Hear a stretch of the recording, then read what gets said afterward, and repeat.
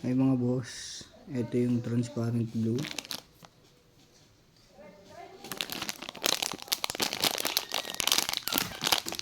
Ito po. This is the solid blue. Kasi ito yung nakuha ko kahapon. I think talagang metallic nga po. Ganda. Sana maglabas pa sila ng maraming variant. Red, blue, yellow na metallic. Ganda.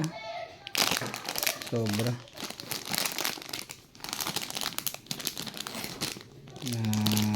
Naswertihan lang.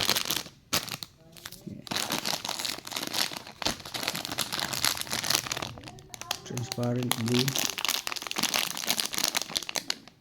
Yan. Solid blue.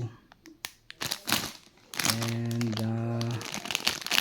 metallic blue. Solid. Okay po.